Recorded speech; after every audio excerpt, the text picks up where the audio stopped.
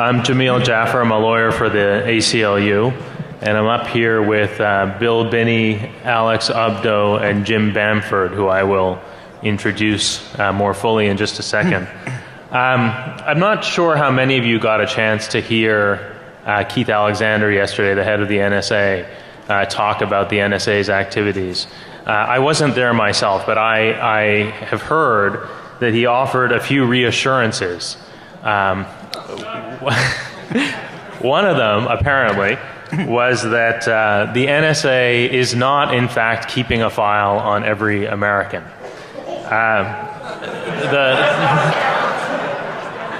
I'm just reporting, all right?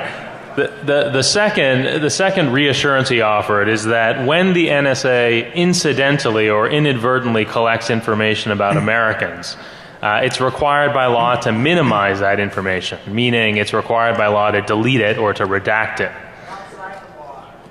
And the third thing he said is that the NSA's activities, and I think this is in some ways the most reassuring thing, the NSA's activities are fully consistent with the Constitution and with the Foreign Intelligence Surveillance Act, which is the statute that governs the NSA's activities inside the United States. So the question I want to ask is, why is it that the head of the NSA feels obliged to offer those kinds of reassurances right now? I think there are a few reasons. One reason is that the NSA just has much, much more power today than it has ever before. That's because of technological advances. It's also because of social behavior. We just share a lot more information electronically than we have in the past. And it's also, and this is perhaps less known, because the law is so much weaker now than it was even 10 years ago. Over the last decade, the laws that govern the NSA's activities have been weakened repeatedly in 2001, in 2005, in 2008. And as a result, the NSA really operates without a leash right now. The people that I'm up here with today are perhaps the best people in the country to explain precisely what that means. One of them is Bill Binney, who was with the NSA for more than 30 years. He left the NSA in October of 2001. When he was at the NSA, he was working on the very issues that we'll be talking about today. Alex ABDO, next to him, is a colleague of mine at the ACLU. He's a staff attorney. He works on surveillance issues, especially in the national security context, including a case that's before the Supreme Court right now involving a challenge to the Foreign Intelligence Surveillance Act. And then Jim BAMFORD, who many of you already know, is the nation's leading expert on the NSA. He's written many books about it, many articles about it. Among his books are The Puzzle Palace, The Shadow Factory, and Body of Secrets. So with that brief introduction, let me ask Jim first. Putting aside the legal issues, putting aside the legal restraints on the NSA, what is it that the NSA can do right now? What is it that the NSA is technologically capable of doing? And how is that different from what the NSA was technologically capable of doing, say, 10 years ago? Well, first, I just want to say I'm really happy to be here. And I was here 10 years ago, and it's really grown. DEFCON's really grown since then, so I'm really happy to see that. The other thing is General Alexander asked me to fill in a few blanks that he left when he was speaking here, and I said I'd be very happy to do that since I've been talking about NSA since he was a private, I think. And don't be fooled by that black T-shirt he was wearing. Underneath it is a giant parabolic microphone. So what can NSA do today that it couldn't do 10 years ago? Well, first of all, pre-9/11, NSA was following the law to a large degree. Basically, since the Foreign Intelligence Surveillance Act was passed back around 1978. But that all changed after 9/11, and that's when George Bush decided to do the warrantless eavesdropping. So since then, NSA has had an enormous building boom like nothing in its history. billions and billions of dollars of new buildings, new infrastructure, new listing posts, built a new listing posts or some of these are reconstruction of existing listing posts, but a giant listing post, actually largest in the world, in Atlanta, or outside of Augusta, Georgia. It'll have 4,000 positions, 4,000 eavesdropping positions. And another one in Texas, and then there's a downlink in Colorado for NSA's satellite information, and then another one in Hawaii. But the high point of NSA's building boom is a building I just wrote about in the April issue of Wired magazine. It was a cover story in Wired magazine on NSA's enormous data center in Utah, Bluffdale, Utah. Ironically, the only other thing in Bluffdale, Utah is the second largest polygamy sect in the United States. So you got both groups there listening for messages from the heavens. So it'd be interesting to watch these two groups socialize together. But NSA is building this huge data center now in Utah that'll be 1 million square feet and cost $2 billion, so they can store. It'll be the central place for storage for virtually all the information that they collect. It's basically going to be their cloud, so that all the listing posts, all the analytical positions, the headquarters and so forth will be able to go in and come out, take stuff in, post stuff out, analyze it from their distant locations. And the other thing is this huge supercomputer center they're building down in down in Tennessee, Oak Ridge, Tennessee, the place, Secret City, where they worked on the atomic bomb in World War II, and now they're working on basically the computer equivalent of the atomic bomb. Computer that is into the petaflops in terms of speed now, and they're building another building down there now that will be able to get into the exaflops, which I've got a statistic here I'll read later on how fast that really is, but it's very fast. And then maybe on to yotaflops or whatever. So that's pretty much where NSA is right now. It's this enormous building boom. They've got enormous storage capacity for all the new communications they're going to be intercepting, and a new supercomputer center for attacking encryption, maybe even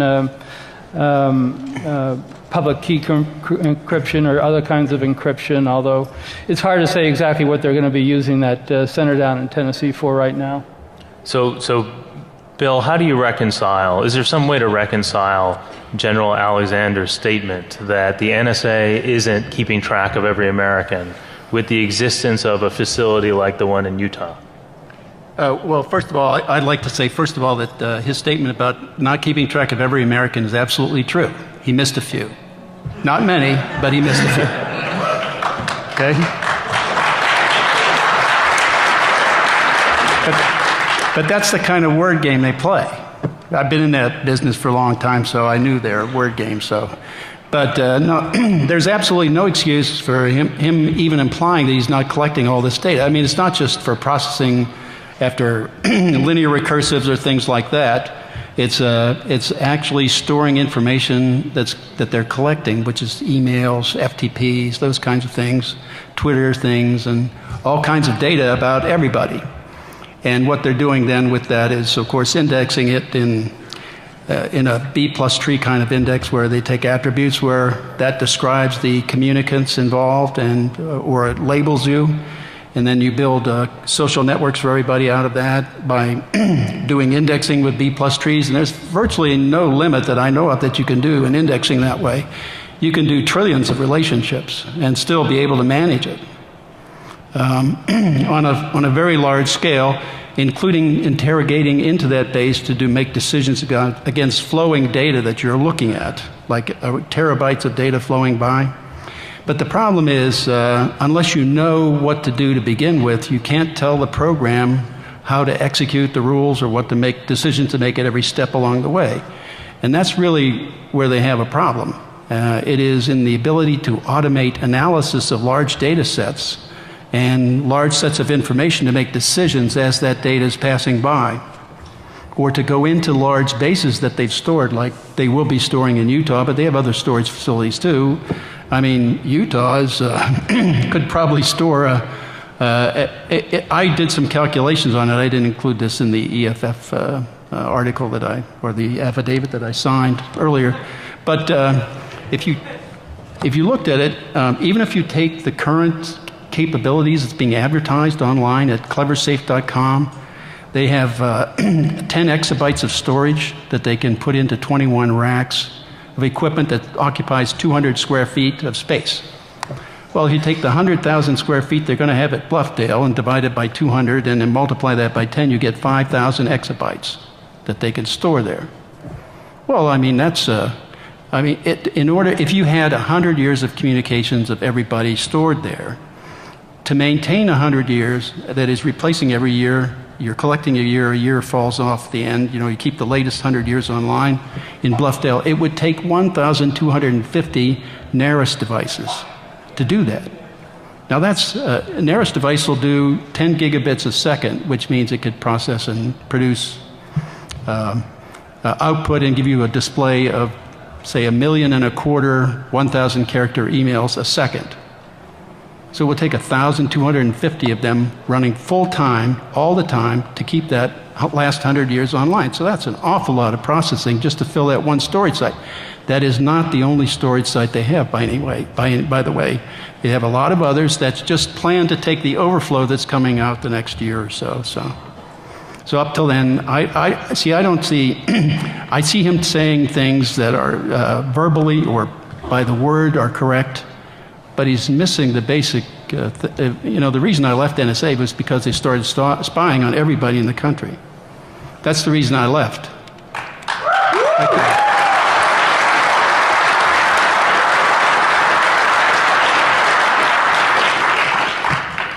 NSA's charter, and it was a legitimate one, was to do foreign intelligence, and I was with that all the way, and I did the best I could in that job.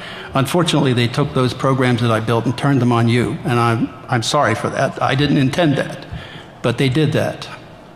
So, Alex, is this a problem with the law? Is the problem that the law is not sufficiently restrictive, or is the problem that the NSA is violating the law?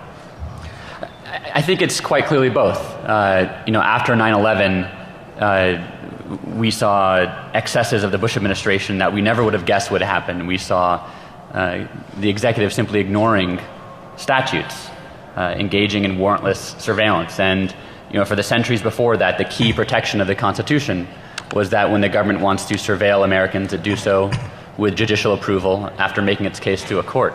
And that was abandoned by the Bush administration.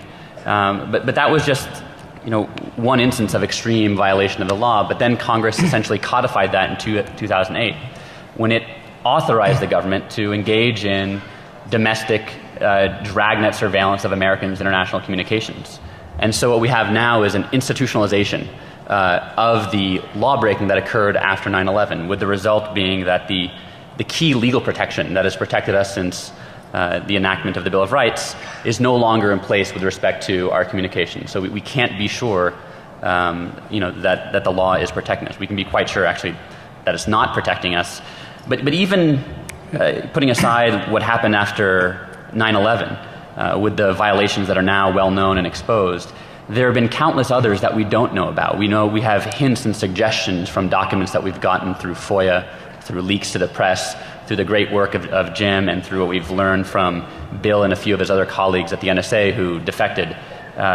We know that there have been other violations, but what you didn't hear in General Alexander's speech is any explanation of those, any provision of the transparency that is so sorely needed. We have those hints in the documents, and when we have even a new one coming out of Congress just a week ago about the NSA violating the Constitution in its use of its latest surveillance authority, but we don't know in what ways exactly. We don't know how often, and we don't know with what effect. If you're a lawyer and you work on these kinds of issues, the difficult thing here is you've got this set of laws, the Foreign Intelligence Surveillance Act principally, that lay out what seem like pretty clear restrictions on what the NSA can do. For example, the Foreign Intelligence Surveillance Act says that in most instances when the NSA wants to essentially wiretap somebody inside the country, they need to get something called foreign intelligence probable cause, some version of probable cause. But what you guys are describing, Jim and Bill, and what is described in a lot of newspaper articles that have come out over the last few years, is something that seems wholly inconsistent with those restrictions. And I'm trying to figure out, is that just because the NSA doesn't care at all about the law, or is it because the NSA can manipulate laws that are poorly understood by the public? Is it that they're playing word games? Is it some combination of all of these things? Because what you're describing really is hard to reconcile with the laws as the laws are generally understood by the lawyers who work with them. Well, one, I think I'm noticing, looking at a lot of documents I've gotten from the Freedom of Information Act and so forth and writing about NSA, I mean, there's several sets of laws. There's the FISA Act, the Foreign Intelligence Surveillance Act, and there's a FISA Amendments Act. But then there's another thing. That's just the congressional, that's a statute. Then there's an implementing, a set of implementing instructions, and they're known as USID 18, United States Signals Intelligence Directive 18, which is top secret with about a dozen code words after it. And that sets out different, for example, it sets out different definitions from what most people are familiar with. Most people are familiar with the Webster's definition of intercept. So if you're speaking, if General Alexander is speaking about intercept, you have your own impression of what that word means from your history and from reading dictionaries definition. But the USID 18 has a different definition, and that's an intercept doesn't take place until it's actually listened to, until somebody puts on some earphones or actually reads some text on a screen. So you can pull in all the communications you want, store it in a media, and store it for as long as you want in Bluffdale, for example, in Utah. So there's these definitional differences between what civilians talk about and what NSA talks about, and then there's different sets of laws and regulations, and most of which are top secret. So that's sort of this mist that you have to look through, this fog you have to look through when you're dealing with the legal issues with NSA. Well, as far as I could see, the real plan here was to spy on Americans, because it didn't start in October of 2001. It actually started before that, in February, when certain people like three-star generals from NSA went around asking different telecoms to provide them customer data. That happened in February of 2001. So that to me implied the plan was to spy on Americans from the beginning. Because at that point, that was 3 months after, they were doing that 3 months after we had put our system together, where it worked all the way to the end, and you could manage graphing huge numbers of things. Trillions of things. So once we had shown that we were connected all the way, 3 months later they went around asking for this data to spy on every American. So that to me seemed to be the intent from the beginning. But I mean, they didn't openly say that. Mm-hmm. Okay? But they were going around asking for the data to make that happen. And then 9/11 came along, and that was a good excuse to execute. Okay, at that point, the execution started. So, and there is another real problem. Unfortunately, the software will, once it takes in data, it will build profiles on everybody in that data. And if you want that profile, you can simply call it up by the attributes of anyone you want. So in other words, the process does so much analysis already, and it's in place for people to look at if they want to do it. But what they're trying to do now is they realize they have too much data, so they have to automate that process too. So that's what the big data initiative is really all about. Out of the White House, the recent initiative is to try to get automated processes to go through that, because they can't hire enough people to do it. There's just too much data, okay? So that's not possible. So they've got to get an automated process doing that. And this to me was the intent from the beginning, and to do that inside this country. It was obvious from what they're doing, the sequence that they were doing, that that was the case. And law, they didn't pay any attention to. So just to channel General Alexander again, you know, the law requires the government to minimize data about Americans once it's acquired it. So why isn't that a sufficient protection? Why shouldn't we be reassured by General Alexander's statement that minimization requirements protect Americans from precisely what you're complaining about now? Because all the oversight is totally dependent on what NSA tells them. They have no way of knowing what they're really doing unless they're told. So, plus I would add a simple little point. We put in protections for U.S. citizens by doing unique anonymization that we would encrypt attributes of U.S. citizens so you couldn't tell who you were looking at, even if you had it in your base. So, but you have to ask yourself, how could I do that how could I do that with the databases they have, unless it was already there, in the clear, and so I could encrypt it. Alex, I know that you know, one of the complaints you have sometimes made about the existing FISA is the weakness of the minimization requirements. Yes. You want to say a little bit about that? Sure. You know, the legal problem with the minimization requirement is just that it has a gaping hole which swallows the rule, which is that if the information is essentially what the NSA wants anyway, if it pertains to foreign intelligence, which is defined extremely broadly, then the NSA doesn't have to get rid of that information. They can continue to keep it in their database.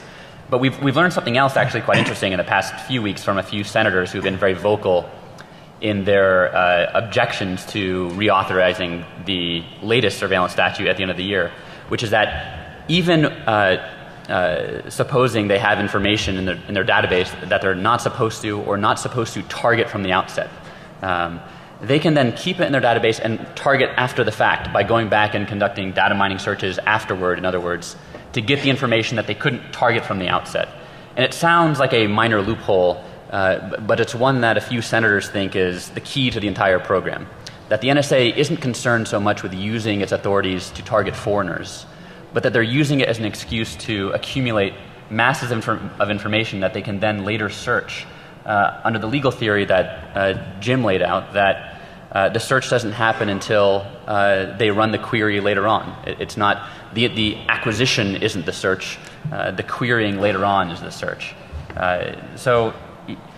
And of course, what's troubling about all this, aside from what's obvious, is that the secrecy that pervades the program makes it impossible to know whether any of these speculations are true. We obviously have the experience of Bill and Jim to flesh out these theories, but so little is really known about how the NSA actually interprets its statute, how it interprets its authority, and how it's using those authorities. One thing is in terms of the internal controls, there's really two. One is the General Counsel's office and the other is the Inspector General's office. And just to give you an example of how effective those organizations are, during the period of the warrantless eavesdropping, during the Bush period, when it was decided that we were going to go into warrantless eavesdropping, when it was decided by the administration that the NSA was going to do warrantless eavesdropping, they refused to allow the General Counsel's office or the Inspector General's office to look at the legal justification for doing this. Even though at one point, a couple times, NSA said, we'd like to see what the legal authority is for us doing this. The Bush Justice Department said, you're not cleared to know the reasons that you have to do this. And General Hayden at the time just saluted smartly and turned on the bugs. So, you know, you have to really wonder what the usefulnesses of some of these internal organizations are. If somebody from the higher up in the administration could just say, it's not none of your business and you're not cleared to know.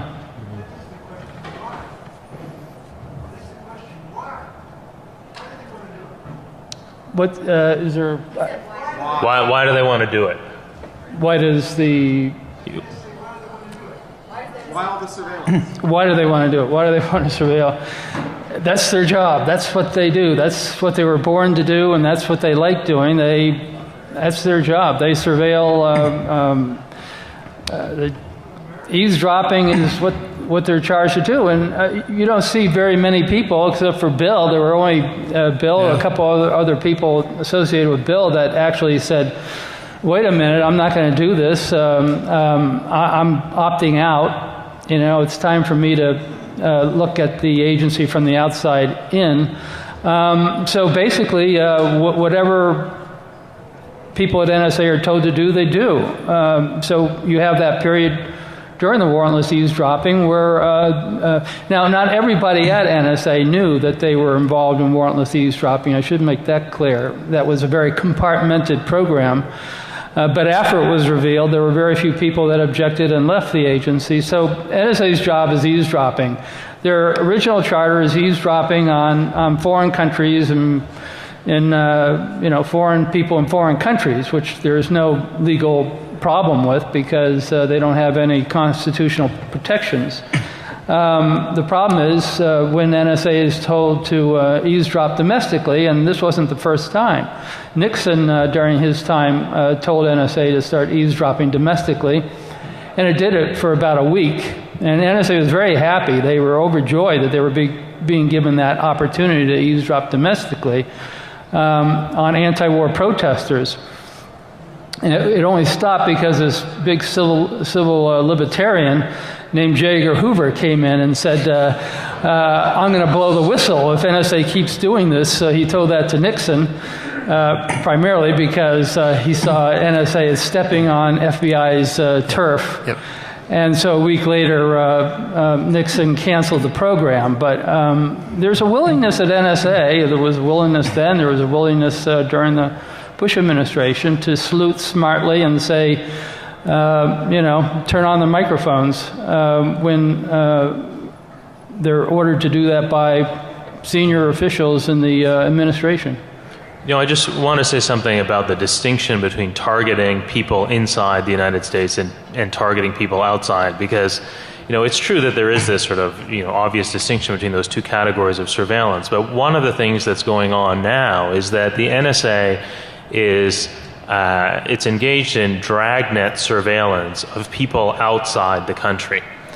And they say that they can do this because those people outside the country don't have constitutional rights to assert.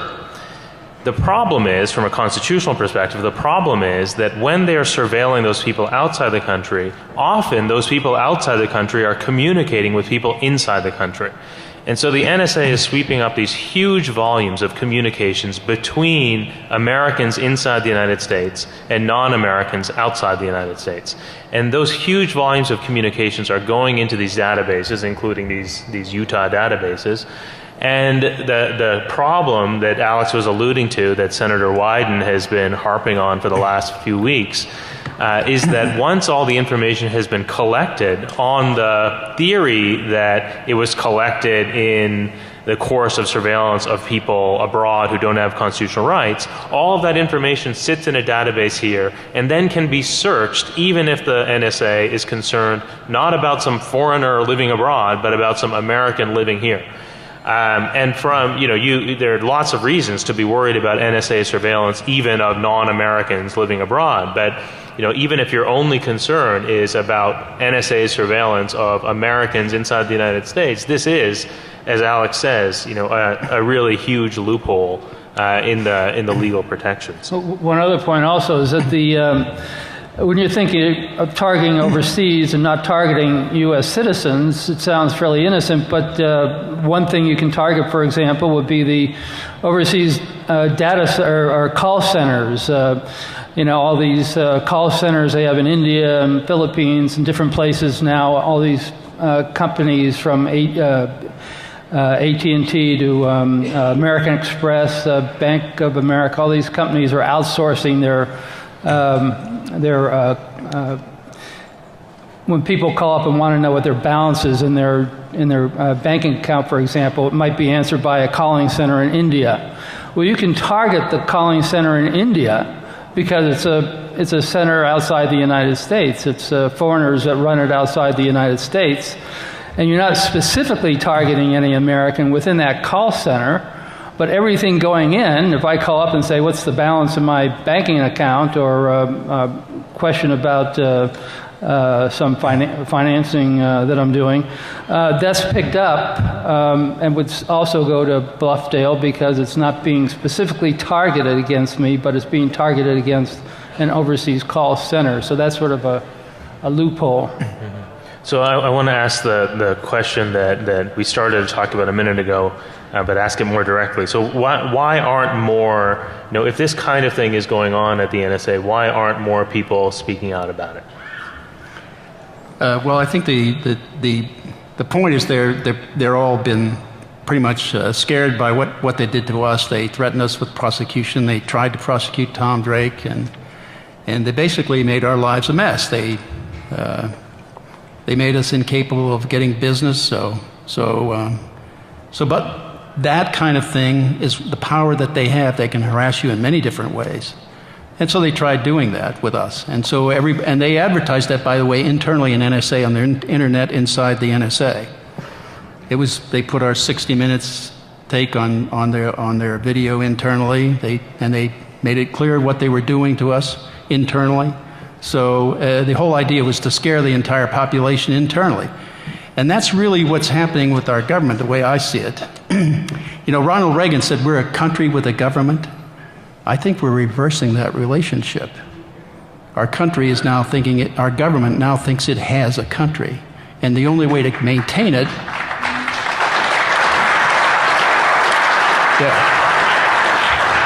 But see, the only way to really maintain that is to do like all these other totalitarian states have done around the world. You have to gather information about your population so you can control it. And that's really what's driving all of this. They're afraid of the population of the United States. They want a country, this country. That's really, in my view, what they're doing and why. So, I had this.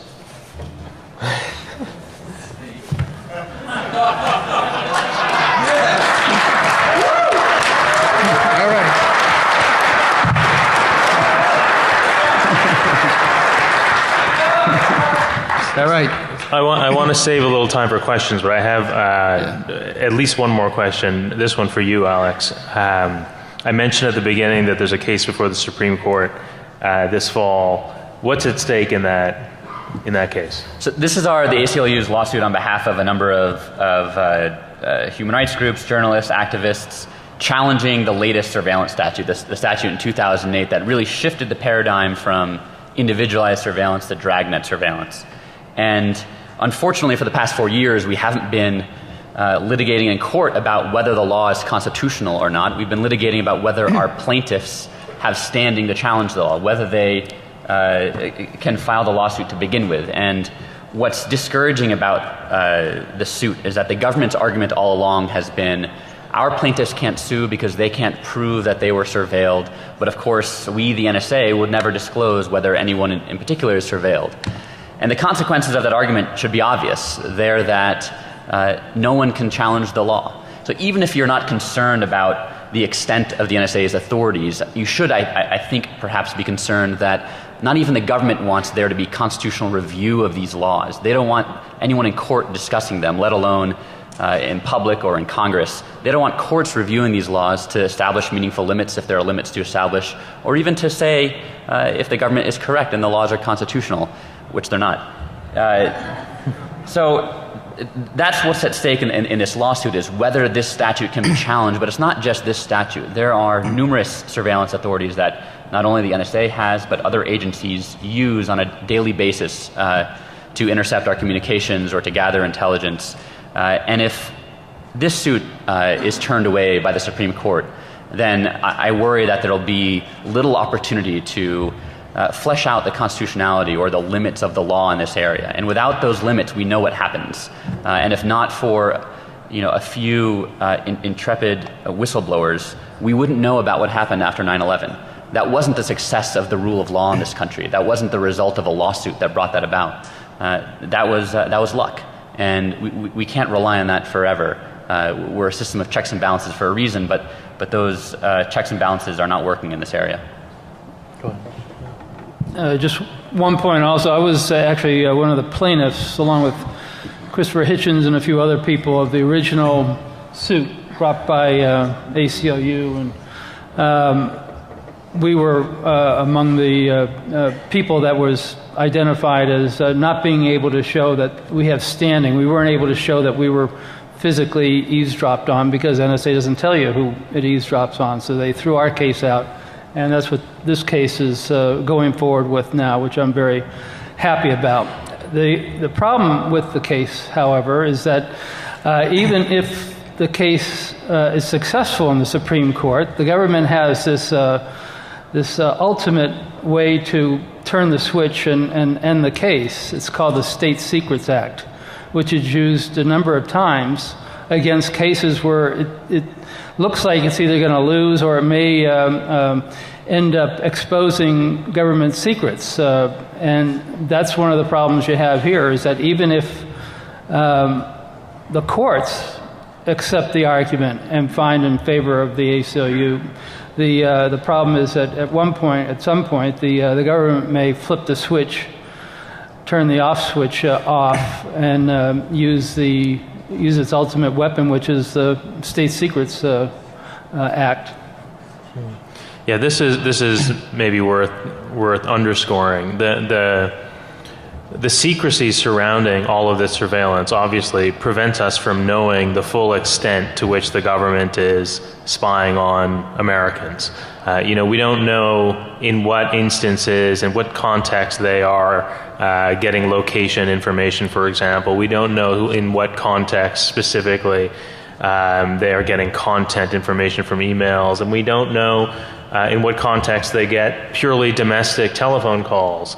So all of this is shrouded in secrecy. But perhaps even more troubling than that is that the secrecy insulates all of these surveillance powers from judicial oversight.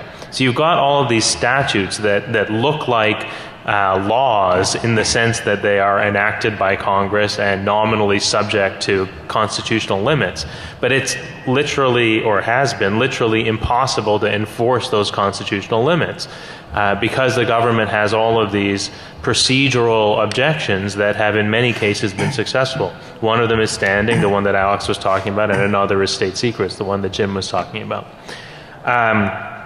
So if you have, by the way, I mentioned State Secrets Act. That was a mistake. It's not an act. It's called the State Secrets Privilege because there's never been anything enacted allowing them to do it. They just do it and get away with it. So they don't have any basis in law for that privilege. If you have questions, just come up to the mic up here.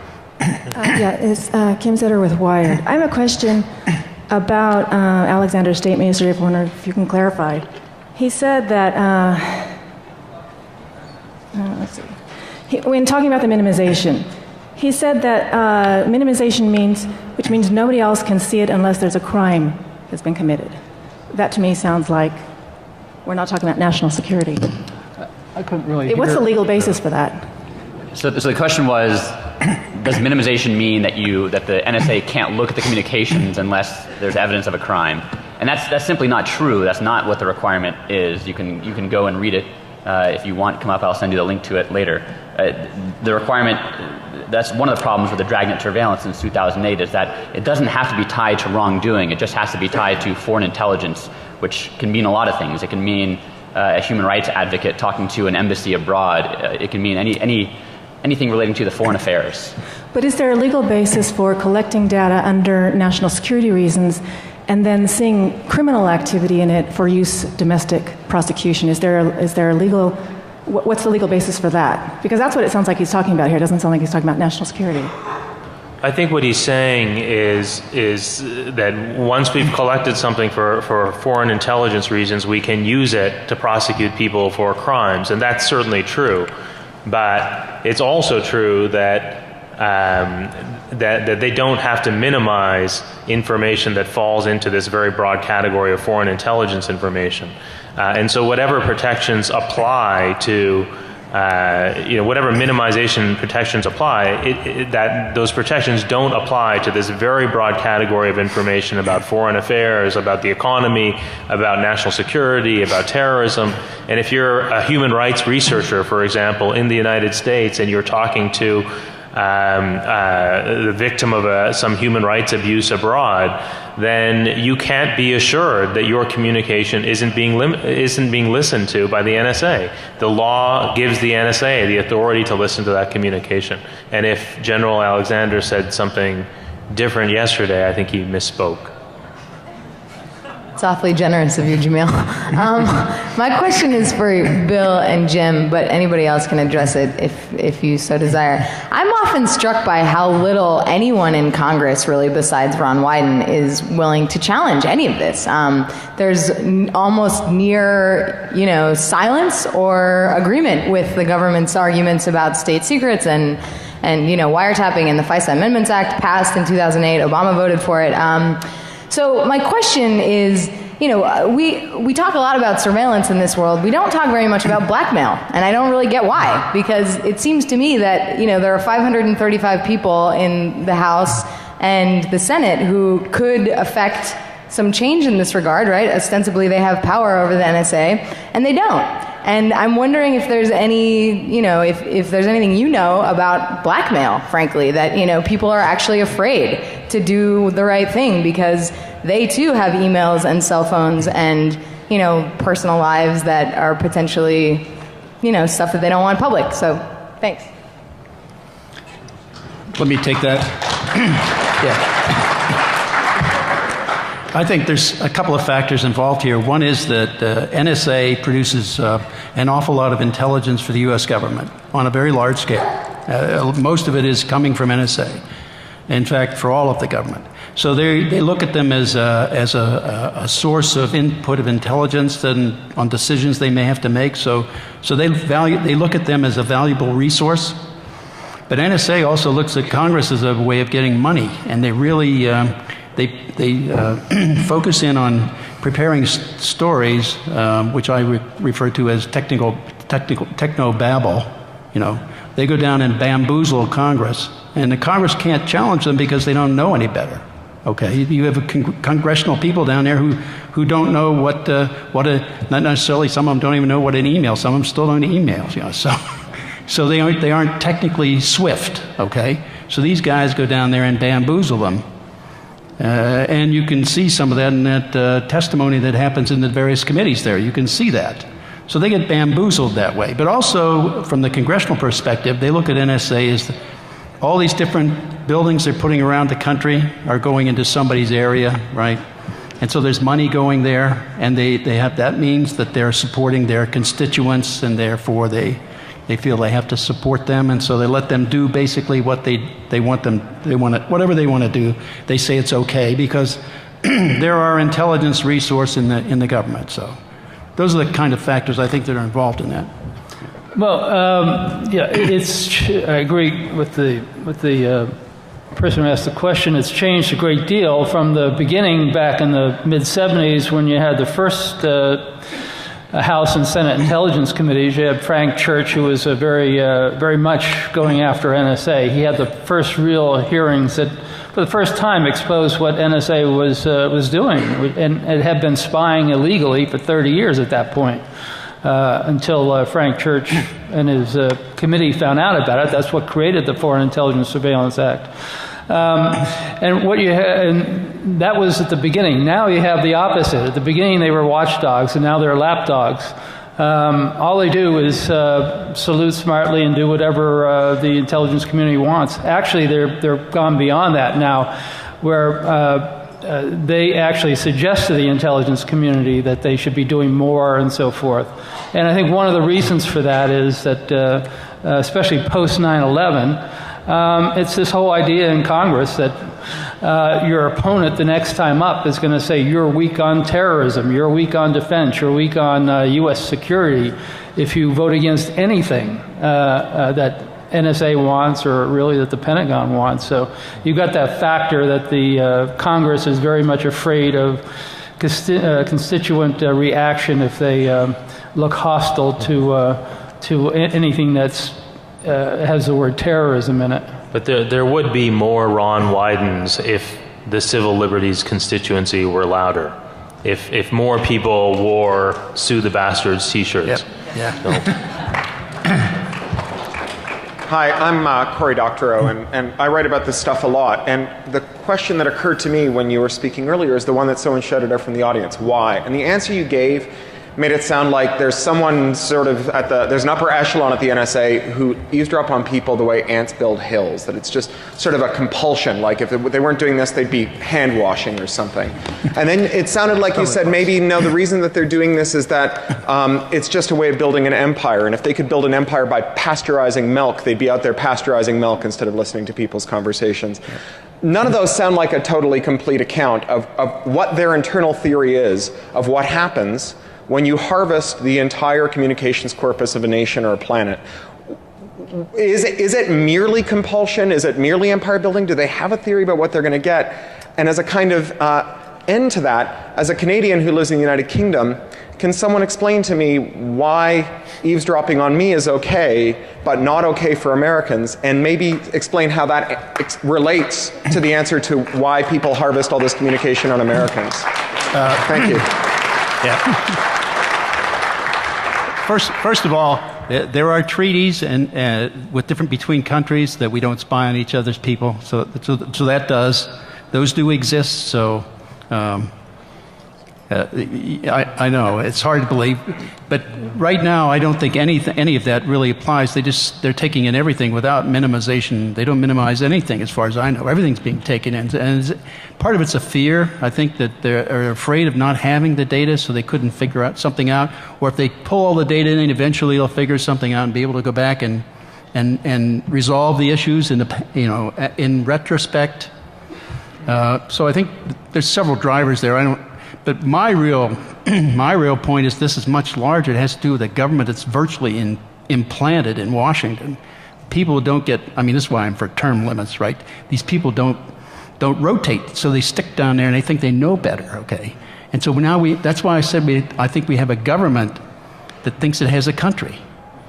But it seems conceivable to me that with the right analytical tools, it's true that if you collect more information, you're more likely to find something. But it's true in the same way that it's true that if you searched everybody's home inside the United States, you would find more than you do right now. But ultimately, there are trade-offs that we make. We make decisions about the limits we want to place on government power because we want to be not just safe but also free. Yeah. And ultimately, this question of would we be safer or will we know more if they collect more information? I think it's an interesting and useful question. I think people should ask that question, but it doesn't answer the ultimate question, which is, do we want those policies? And to answer that question, it's not susceptible to an empirical study. It's you have to make value judgments for the same reasons that we don't think it makes sense for the government to search everybody's home without a warrant, we don't think it makes sense for them to collect everybody's communications without a warrant. I would like to add just one thing there. Technically, that is, for all the programs that we had and everything we ever did, there was absolutely no reason to collect all U.S. citizens' communications at all. We could have determined all of the bad guys inside and outside this country without doing any of that. And we could have done it legitimately, legally, in conformance with FISA, the Constitution, and everything. But they chose to go down the dark side. Well, unfortunately, we're getting kicked out of this room. Okay. But we have we have a Q&A room. It's called Track 2 Q&A, and we'll be there for at least a few minutes right after this. Sorry, Jim. Okay. Sure. Thanks for coming.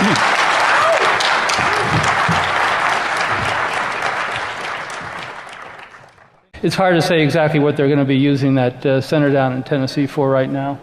So, Bill, how do you reconcile? Is there some way to reconcile General Alexander's statement that the NSA isn't keeping track of every American with the existence of a facility like the one in Utah? Well, first of all, I'd like to say, first of all, that his statement about not keeping track of every American is absolutely true. He missed a few. Not many, but he missed a few. Okay?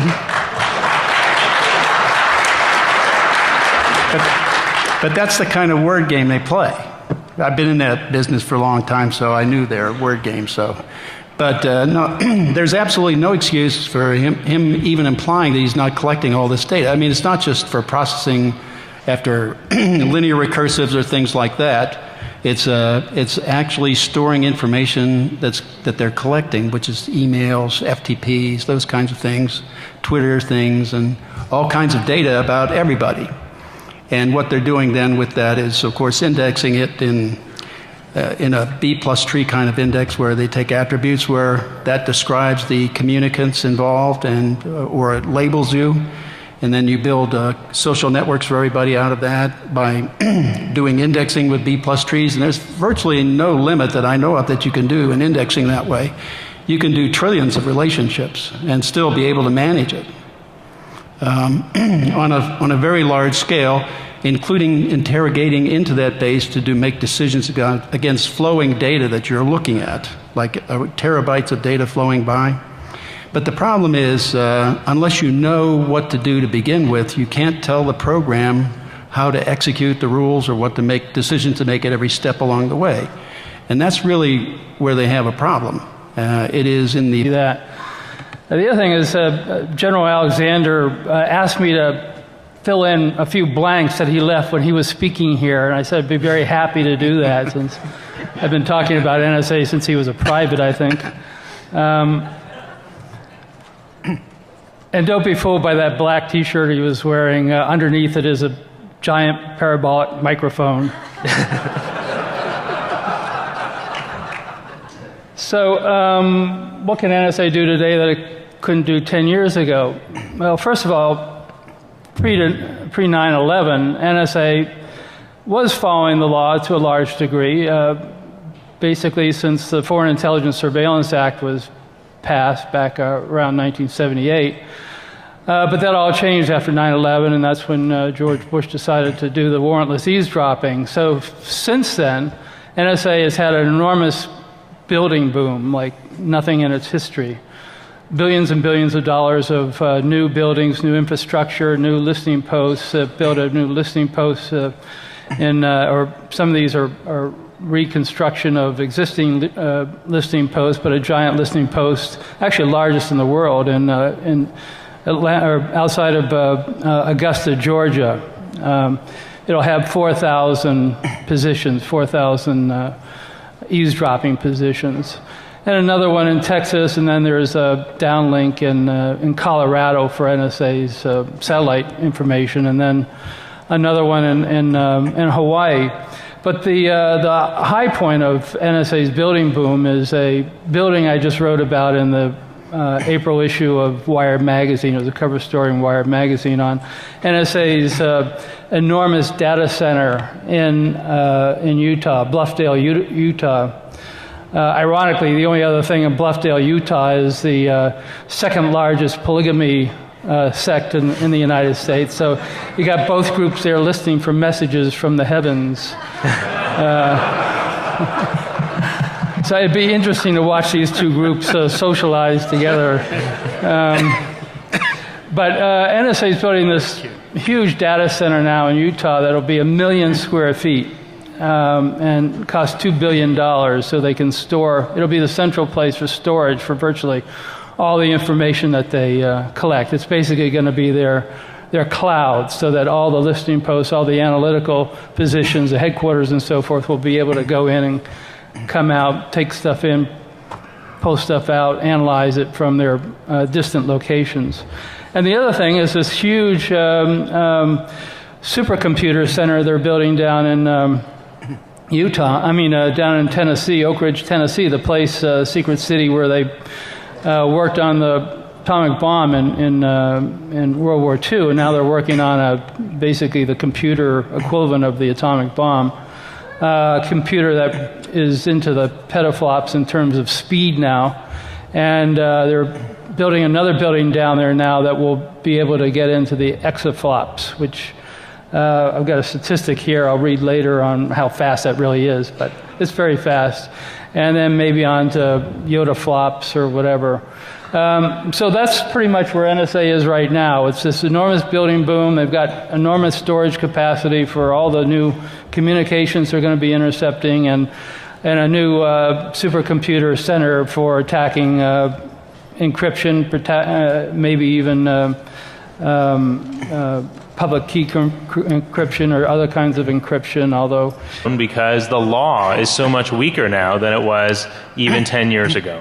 Over the last decade, the laws that govern the NSA's activities have been weakened repeatedly in 2001, in 2005, in 2008, and as a result, the NSA really operates without a leash right now. The people that I'm up here with today are perhaps the best people in the country to explain precisely what that means. One of them is Bill Binney, who was with the NSA for more than 30 years. He left the NSA in October of 2001. When he was at the NSA, he was working on the very issues that we'll be talking about today. Alex ABDO, next to him, is a colleague of mine at the ACLU. He's a staff attorney. He works on surveillance issues, especially in the national security context, including a case that's before the Supreme Court right now involving a challenge to the Foreign Intelligence Surveillance Act. And then Jim Bamford, who many of you already know, is the nation's leading expert on the NSA. He's written many books about it, many articles about it. Among his books are The Puzzle Palace, The Shadow Factory, and Body of Secrets. So with that brief introduction, let me ask Jim first. Putting aside the legal issues, putting aside the legal restraints on the NSA, what is it that the NSA can do right now? What is it that the NSA is technologically capable of doing? And how is that different from what the NSA was technologically capable of doing, say, 10 years ago? Well, first, I just want to say I'm really happy to be here. And I was here 10 years ago, and it's really grown. DEFCON's really grown since then, so I'm really happy to see. I'm JAMEEL JAFFER. I'm a lawyer for the ACLU, and I'm up here with Bill Binney, Alex ABDO, and Jim Bamford, who I will introduce more fully in just a second. I'm not sure how many of you got a chance to hear Keith Alexander yesterday, the head of the NSA, talk about the NSA's activities. I wasn't there myself, but I have heard that he offered a few reassurances. One of them, apparently, was that the NSA is not, in fact, keeping a file on every American.